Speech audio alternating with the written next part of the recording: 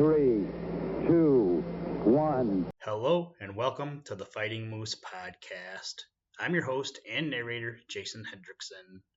This is a podcast where I retell stories, some fictional and some historical, that can be enjoyed by people of all ages. Yesterday, my wife and I went to Sam's Club, and when we were kids, next door to Sam's Club was a super Kmart. Now, as you probably know, that chain is now extinct, and to my knowledge, no stores even exist anywhere. Anyway, Kmart used to have their blue light specials when you were shopping, so today, when I was looking for stories, I found today's story and said, I have got to read this. Today, we are going to read the story titled The Blue Light, which comes to us from the book titled Grimm's Fairy Tales, written by the Brothers Grimm. I will give you a little insight into the story for today and tell you that it isn't about a retail special, but I think you will like it even though it's not about shopping, if that's your thing. Now, let's turn to today's story. I hope you enjoy. Let's begin.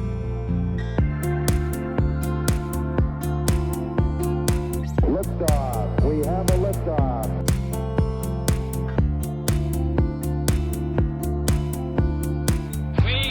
To go to the moon in this decade and do the other things, not because they are easy, but because they are hard.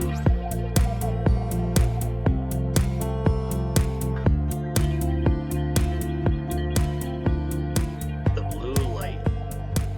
There was once upon a time a soldier who for many years had served the king faithfully, but when the war came to an end, could serve no longer because of the many wounds which he had received. The king said to him, "You may return to your home. I need you no longer, and you will not receive any more money, for he only receives wages who renders me service for them."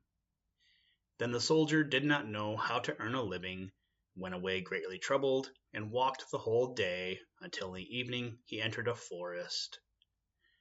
When darkness came on, he saw a light, which he went up to, and came to a house wherein lived a witch.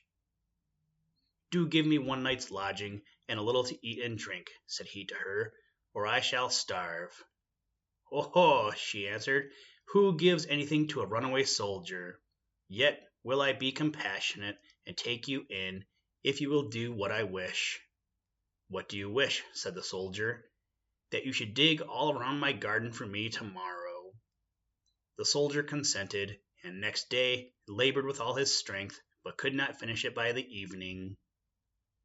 "I see well enough," said the witch, "that you can do no more today, but I will keep you yet another night, in payment for which you must tomorrow chop me a load of wood, and chop it small." The soldier spent the whole day in doing it, and in the evening the witch proposed that he should stay one night more. "Tomorrow you shall only do me a very trifling piece of work. Behind my house there is an old dry well, into which my light has fallen. It burns blue and never goes out, and you shall bring it up again." Next day the old woman took him to the well and let him down in a basket. He found the blue light and made her a signal to draw him up again. She did draw him up, but when he came near the edge, she stretched down her hand and wanted to take the blue light away from him. "No," said he, perceiving her evil intention, "I will not give you the light until I am standing with both feet upon the ground." The witch fell into a passion, let him fall again into the well, and went away. The poor soldier fell without injury on the moist ground, and the blue light went on burning, but of what use was that to him? He saw very well that he could not escape death. He sat for a while very sorrowfully, then suddenly he felt in his pocket and found his tobacco pipe, which was still half full. "This shall be my last pleasure," thought he, pulled it out, lit it at the blue light, and began to smoke. When the smoke had circled about the cavern, suddenly a little black dwarf stood before him and said, "Lord, what are your commands?" "What my commands are?" replied the soldier, quite astonished. "I must do everything you bid me," said the little man. "Good," said the soldier. "Then in the first place help me out of this well." The little man took him by the hand and led him through an underground passage, but he did not forget to take the blue light with him. On the way, the dwarf showed him the treasures which the witch had collected and hidden there, and the soldier took as much gold as he could carry. When he was above, he said to the little man, "Now go and bind the old witch and carry her before the judge." In a short time she came by like the wind, riding on a wild tomcat and screaming frightfully. Nor was it long before the little man reappeared. "It is all done," said he, "and the witch is already hanging on the gallows." "What further commands has my lord?" inquired the dwarf. "At this moment, none," answered the soldier. "You can return home, only be at hand immediately if I summon you." "Nothing more is needed than that you should light your pipe at the blue light, and I will appear before you at once." Thereupon he vanished from his sight. The soldier returned to the town from which he came. He went to the best inn, ordered himself handsome clothes, and then bade the landlord furnish him a room as handsome as possible. When it was ready, and the soldier had taken possession of it, he summoned the little black manikin, and said, "I have served the king faithfully, but he has dismissed me, and left me to hunger, and now I want to take my revenge." "What am I to do?" asked the little man. "Late at night, when the king's daughter is in bed, bring her here in her sleep. She shall do servant's work for me." The manikin said, "That is an easy thing for me to do, but a very dangerous thing for you, for if it is discovered, you will fare ill." When 12 o'clock had struck, the door sprang open, and the manikin carried in the princess. "Aha! Are you there?" cried the soldier. "Get to your work at once. Fetch the broom and sweep the chamber." When she had done this, he ordered her to come to his chair, and then he stretched out his feet and said, "Pull off my boots." And then he threw them in her face, and made her pick them up again, and clean and brighten them. She, however, did everything he bade her, without opposition, silently and with half-shut eyes. When the first cock crowed, the manikin carried her back to the royal palace, and laid her in her bed. Next morning, when the princess arose, she went to her father, and told him that she had had a very strange dream. "I was carried through the streets with the rapidity of lightning," she said, "and taken into a soldier's room, and I had to wait upon him like a servant, sweep his room, clean his boots, and do all kinds of menial work. It was only a dream, and yet I am just as tired as if I really had done everything." "The dream may have been true," said the king. "I will give you a piece of advice. Fill your pocket full of peas, and make a small hole in the pocket, and then, if you are carried away again, they will fall out and leave a track in the streets."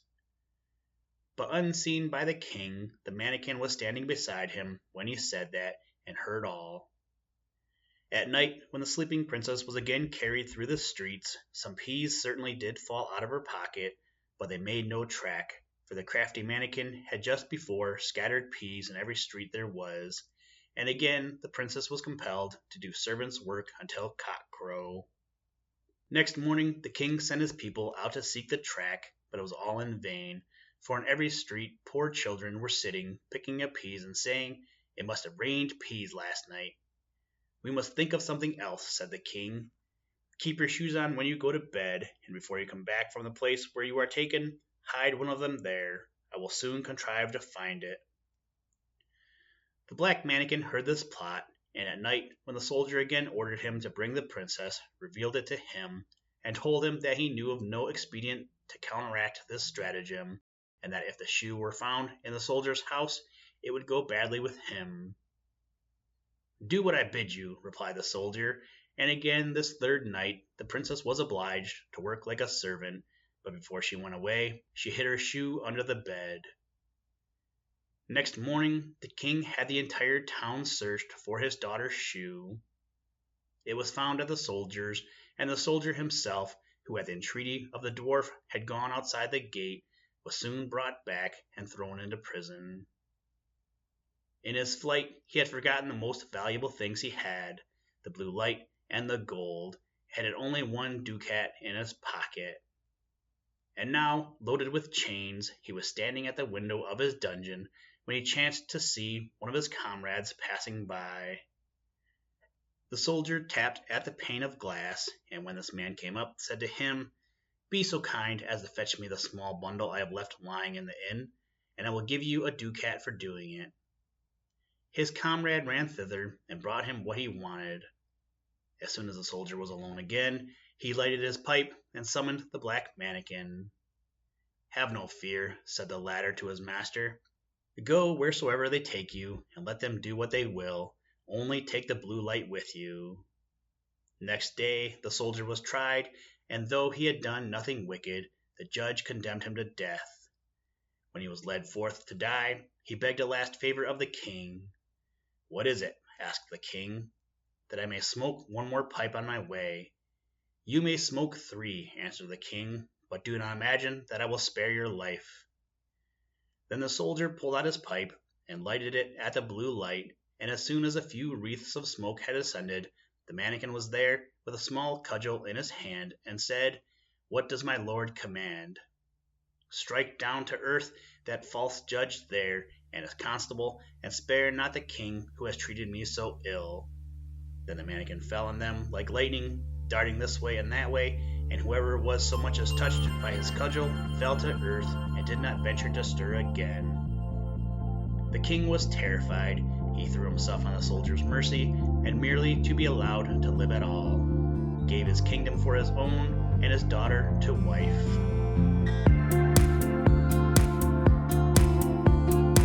Houston, Tranquility Base here. The Eagle has landed. That's one small step for man, one giant leap for mankind.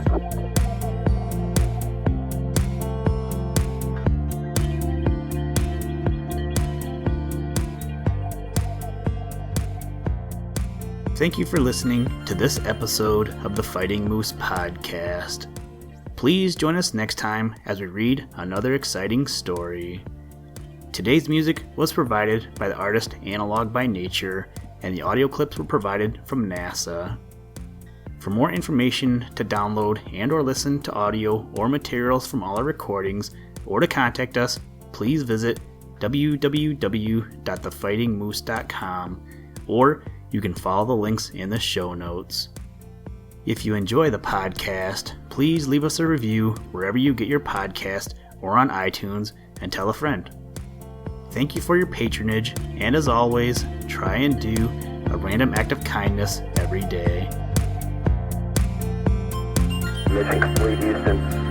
After serving the world for over 30 years, the space shuttle earned its place in history.